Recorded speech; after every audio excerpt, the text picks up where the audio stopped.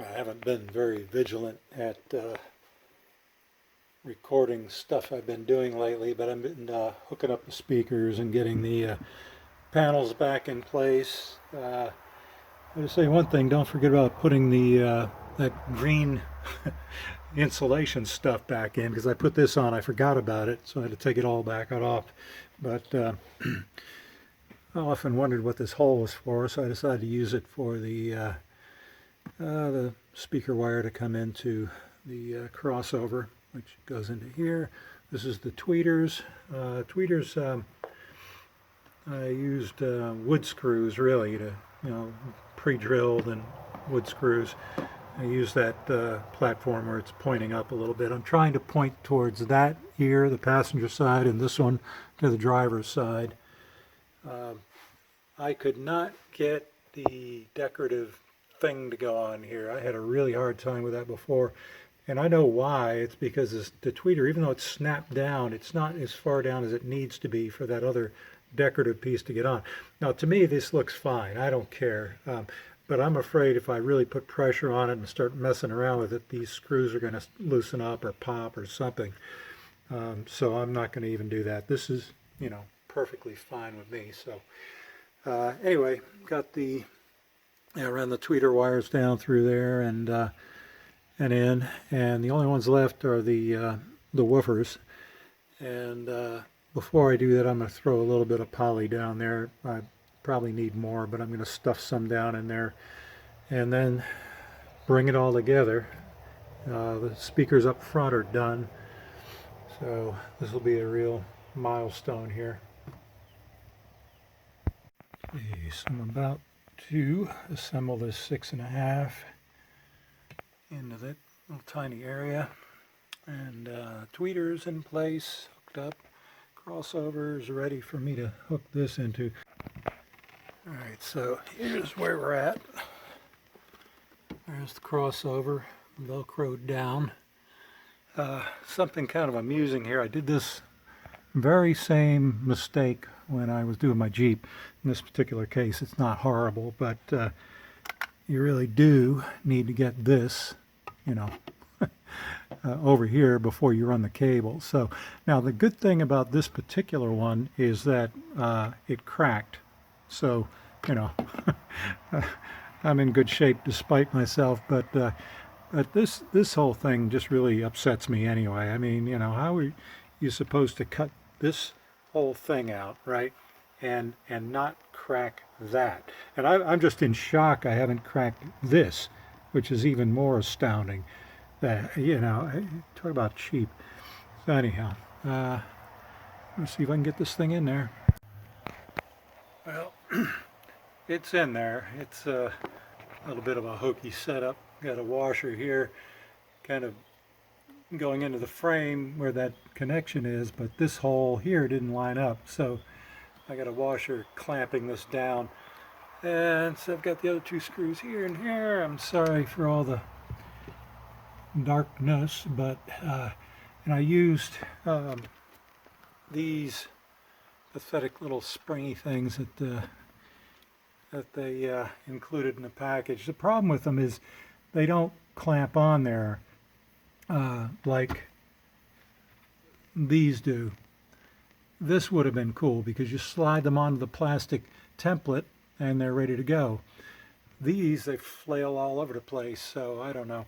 Anyway, this is on really tight though. I'm not going to have a problem with that at all. So I'm going to go ahead and close this up for now, and I'm going to get some, again, some of the linen material and put on that thing there. So this one is essentially done. I just got to get the cover on. So, and I'm not going to try this just because of the screw hole problems and all that stuff. So anyway, okay, so there it is. One of two. Okay, latest update. Got all the speaker wires ran and got the tweeters mounted here, and the woofers seem to be alright. I'm still thinking about putting a linen covering in there to keep dust out, but for now we're just talking functionality. So Anyway, I got the sub in there. I bought this one used from a guy. It had a dented grill, and I just put in a new grill that I got from JL. This kind of makes it look nicer, you know.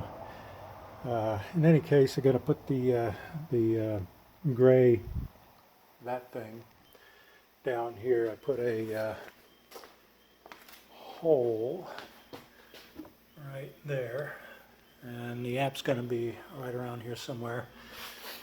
And so all those wires are going to go through the hole, and it's all going to sit there until the Alpine PDX V9 gets off a back order and arrives. I've got everything now. The head unit came in, so at least I can hook that up and test the cameras tomorrow.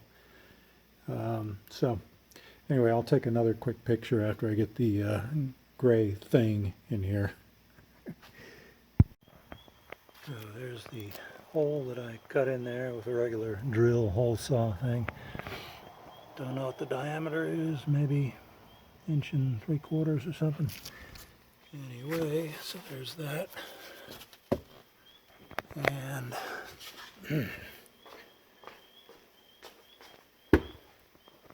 I should have labeled everything after I got it in here, but anyhow, so these are the RCAs from the front, left front, right front, etc. And the sub RCAs from up front. And I've recorded all these colors on paper to use the right ones up front.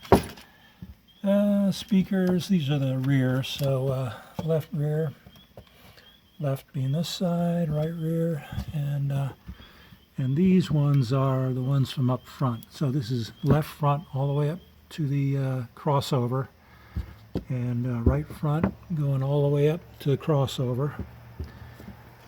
And let's see, anything left? The subwoofer. Yep, so sub, hot doesn't really matter, but there's the sub wire, and the sub wire is underneath here, all connected up. So, and this is the remote power for the amp from up front. Got to have this. Let's see, did I leave anything out? No. Looks good. What we don't see here is the RCA going up front for the rear camera, and that's buried under here somewhere, connected into the taillight here. So I guess tomorrow it'll be test the cameras, and I have those little USB extenders that you create a hole for somewhere in your console or dash or whatever. I have to figure out where I want those to go, and we'll be getting closer. I'll just be waiting for the amp for the most part. Anyway, later. So I was bad about recording things towards the end of getting this done, and this is actually a couple months later. I mean, I've just been enjoying the stereo, and I still need to do some finishing up on it. I've just been lazy, but in any case, here's where the amp ended up, and I ended up doing a second hole over there for the power, and then with the original one that you saw for the data speaker wires and all. I thought I'd show you the, I'll try to do a close-up of the settings on this, because and I've forgotten the name of the thing, but I used a device you can buy that sets the gain for you on here, and it'll allow you to find out where how loud you can turn up your stereo before you get distortion. When I do the video, when I finish it up, I'll put the name of it in. I just forgot what it is right now, but in any case, the stereo by itself, that particular Kenwood, you can take it all the way up to 40, which is the max, and you don't get any distortion. But when you add the amp, you get about 3, so it's at about 37 is the maximum I should ever turn up this head unit, and you know, that's plenty loud. But I wanted to show you what these settings are, because you know, I didn't get a pro to adjust this or anything, but I did use that unit, and And these are the values that I came up with on the gain.